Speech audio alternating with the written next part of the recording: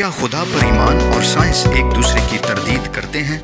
Science की तारीफ कुछ यूँ की गई है कि किसी अजूबा मजहर बात या चीज़ का गहरा मुशाहिदा, शनाख्त, वजाहत, तजुर्बात, तहकीक और नज़रियात या इल्मी तशरीह साइंस कहलाती है। साइंस एक ऐसा तरीका है जिसे इस्तेमाल करते हुए नस्ल इंसानी अपने इर्द गिर्द की फितरी कायनात का गहरा इदराक हासिल करती है। ये मुशाहिदे के ज़रिए से इल्म की खोज का नाम है। साइंस के मैदान में जो भी तरक्की हुई है उससे इंसानी तख्लीक और मंतक की पहचान का अंदाज़ा होता है। बहरहाल एक मसीही का साइंस पर इत्काद ऐसा ही होना चाहिए जैसा किसी शख्स का खुदा पर इत्काद होता है। जब तक कोई इस बात को याद रखे कि कौन कामिल है और कौन कामिल नहीं, एक मसीही एक ही वक्त में खुदा पर ईमान रख सकता है और इसके साथ साथ वो साइंस और इसके कमालात के लिए दिल में इज्जत और एहतराम भी रख सकता है। खुदा पर हमारा इत्काद ईमान की बदौलत पर यकीन है। हम उसके बेटे पर अपनी निजात के लिए ईमान रखते हैं, उसके कलाम पर अपनी हदायत के लिए ईमान रखते हैं और रुल कुद्स पर ईमान अपनी रहनुमाई के लिए रखते हैं। खुदा पर हमारा ईमान कामिल होना चाहिए, क्योंकि जब हम अपने खुदा पर ईमान रखते हैं तो हम दरअसल एक कामिल कादिर मुतलिक इल्म कुल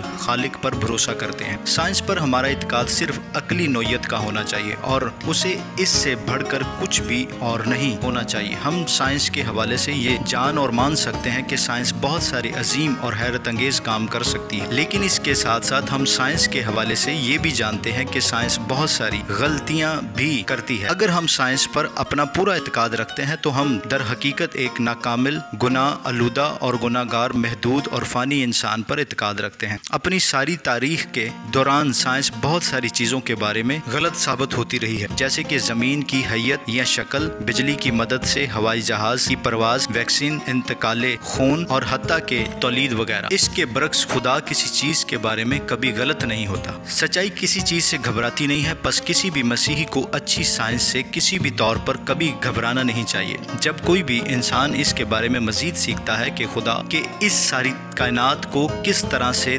तरतीब दिया है, तो ये चीज़ उसी की और तमाम बनीनो इंसान की तख्लीक के कमालात और अजायबात को देखकर उसकी तारीफ करने में मदद करती है। जब हमारा इल्म बढ़ता जाता है तो ये बीमारियों, गुमराही और बहुत सारी गलत फहमियों का मुकाबला करने में हमारी मदद करता है। बहरहाल जब कोई साइंसदान अपना ईमान और इत्काद हमारे खालिक खुदा से भी बढ़कर इंसानी मंतक पर रखता है तो ये बात बहुत ज़्यादा ख़तरनाक होती है। ऐसे लोग कतई तौर पर उन लोगों से मुख्तलिफ नहीं होते जो किसी मजहब को मान कर पूरी अकीदत के साथ उसकी पैरवी कर रहे होते हैं। उन्होंने इंसान पर अपना ईमान रखने का इंतखाब कर लिया है और वो इस ईमान का दिफा करने के लिए मुख्तलिफ तरह के हकायक भी ढूंढ लेंगे। फिर भी बेहद अक्ल पसंद साइंसदान, हत्ता कि वो भी जो खुदा पर ईमान रखने से मुनकर हैं, इस बात का इकरार करते हैं कि कायनात के हवाले से उनकी समझ बूझ किसी तौर पर भी मुकम्मल नहीं है। वो इस बात का भी इकरार करेंगे कि साइंस खुदा की ज़ात और बाइबल के बारे